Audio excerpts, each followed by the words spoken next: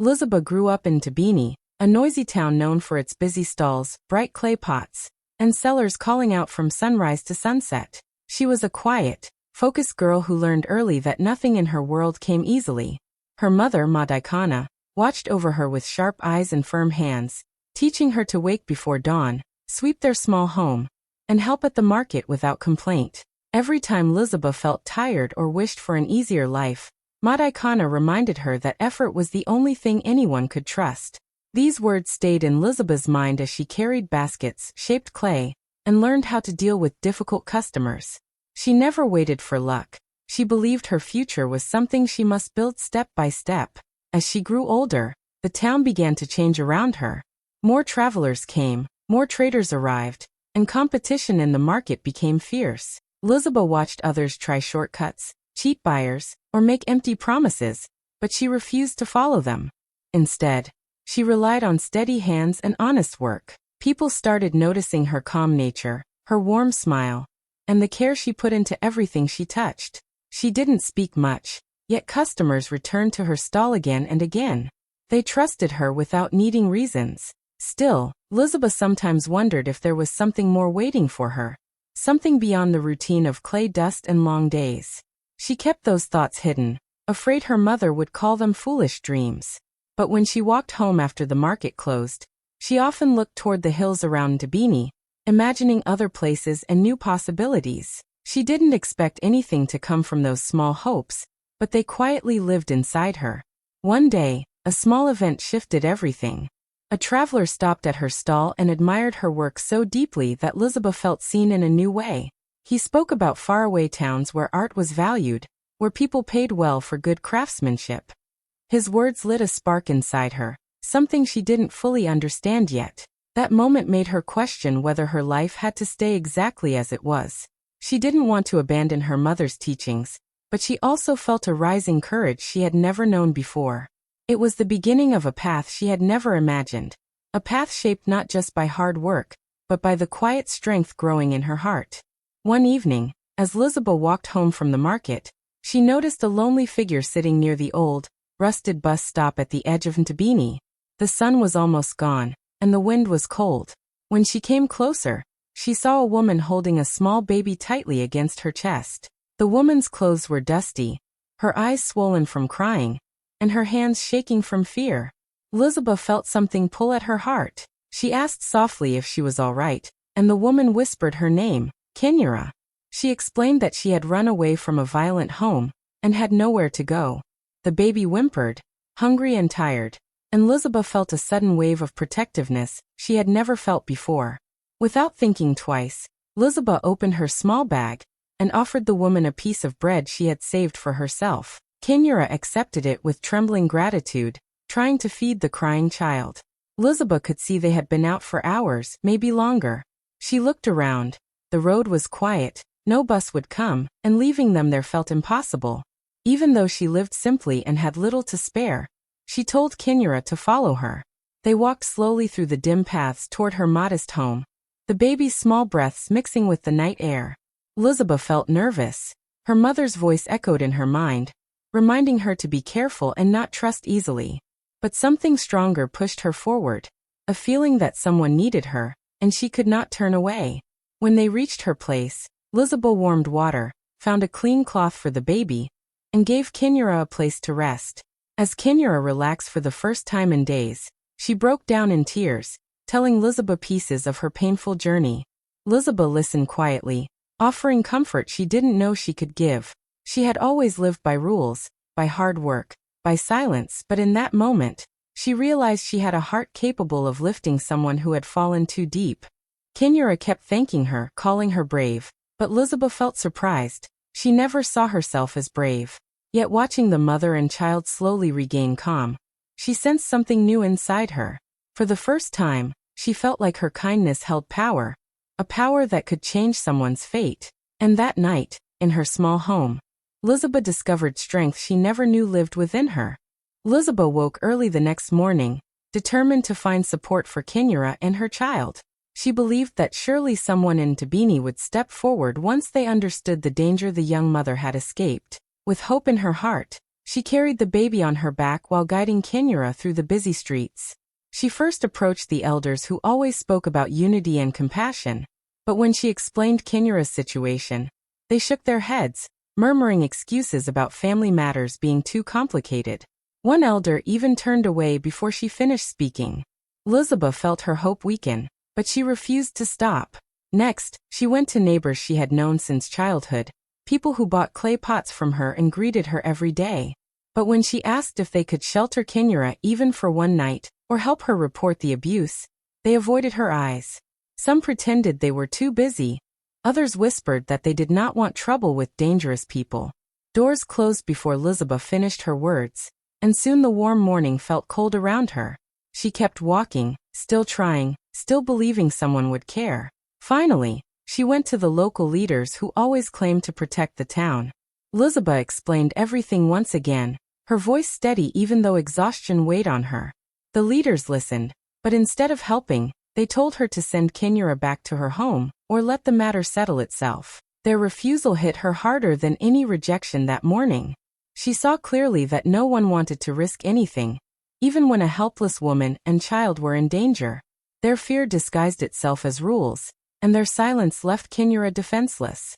Standing there with Kinura trembling beside her, Elizabeth felt something strange grow inside her chest. It wasn't anger alone, and it wasn't fear. It was a burning sense of responsibility she had never experienced before. She realized no one was coming, not elders, not neighbors, not leaders. If she stepped back, then Kinura would fall. The thought pushed fire through her veins. She had always followed her mother's strict rules, always stayed quiet, always avoided conflict, but now she understood that doing nothing would be worse than any mistake she could make. As the town continued its noisy routines, Elizabeth stood firm, feeling a new strength rising like heat. She looked at Kinura and the baby and made a silent promise. If the town refused to help, then she would become the help they needed. She would stand alone if she had to. And in that moment, something powerful awakened inside her. With no one willing to help, Elizabeth decided to act on her own. She counted the little money she had been saving for years, money she once hoped to use for a bigger clay stall. Instead, she walked through the narrow lanes of Ntabini and found a tiny room behind an old shop. It was small with cracked walls and a thin mat, but it was safe. She paid the rent without hesitation and helped Kinura settle inside. Kinura couldn't stop crying as she held her baby close, repeating that she didn't deserve such kindness. Elizabeth felt shy hearing those words, but inside she felt a warm strength spreading through her. The next days were busy. Elizabeth took Kinura to different shops and stalls, asking if anyone needed help washing dishes, sorting goods, or cleaning. Many people turned them away, but Elizabeth kept trying until one woman at a food stall agreed to hire Kinura. It wasn't much, but it was enough to give her a chance to start over. Kinura worked quietly and gratefully, her baby wrapped close to her chest. Each evening, she thanked Elizabeth again, and each time Elizabeth simply smiled, feeling something in her heart grow bigger than fear. But not everyone in Ntabini liked what she was doing. Whispering began in the market, spreading from one corner to another. Some people called Elizabeth naive, others said she was wasting her time, and a few warned her that helping someone with a dangerous past would only bring trouble. She heard their comments as she shaped clay at her stall, but she didn't let them shake her. For the first time in her life, she felt she was doing something that mattered deeply, something that made her stand taller. Trouble soon appeared when Kinura's ex returned, asking questions and searching the streets with anger in his eyes. Elizabeth stayed close to Kinura, guiding her through side alleys and making sure she never walked home alone. She used her body as a shield, her voice as a warning, and her courage as a barrier. Even when fear crawled up her spine, she refused to step back. Every time the man came near, Elizabeth stood firm, reminding him that he had no right to harm the woman who had already suffered enough. Through everything, the gossip, the danger, the long days, Elizabeth felt a new sense of direction shaping her life. It wasn't about clay pots anymore, or daily routines, or pleasing others. It was about doing what her heart told her was right. And for the first time, that feeling gave her a purpose she had never known before. The morning the trouble arrived, the market was crowded, loud, and full of movement. Elizabeth was at her clay stall when she saw a man storming through the walkway, shouting Kinura's name. People stepped aside quickly, not wanting to be involved. His eyes were wild, his voice sharp, and everyone could feel danger in the air. When he spotted Kinura at the food stall, holding her baby tightly, he pushed through the crowd as if he owned the place. Kinura froze, fear spreading across her face. Elizabeth felt her heart jump, but instead of hiding, she walked forward until she stood between them. She raised her voice for the first time in her life, telling him to stop. The market went silent. Her hands trembled, but she didn't move aside. The man shouted at her, calling her names, threatening her, but she didn't let fear make her step back. She stood tall, telling him that he had no right to hurt Kinura again, that Ntabini was not a place where cruelty should walk freely. The man tried to push past her, but Elizabeth blocked him again, her voice shaking yet steady. People watched with wide eyes, surprised that the quiet clay seller had such fire inside her. Her courage spread like a spark. A shopkeeper came out and stood beside her. Then another. Soon an elder stepped forward, followed by neighbors who had once turned their backs. Even those who had whispered about her were now joining the line forming behind her. The baby cried, Kinura trembled, but now she wasn't alone. The man looked around and saw dozens of faces staring back at him, no longer afraid. The marketplace that once ignored Kinura now stood together like a wall. Someone called for the local guards, and when they arrived, the man finally backed away, defeated and furious but powerless. Elizabeth didn't move until she saw Kinura safe in the arms of the women who came to comfort her. The crowd slowly relaxed, and murmurs of respect filled the air.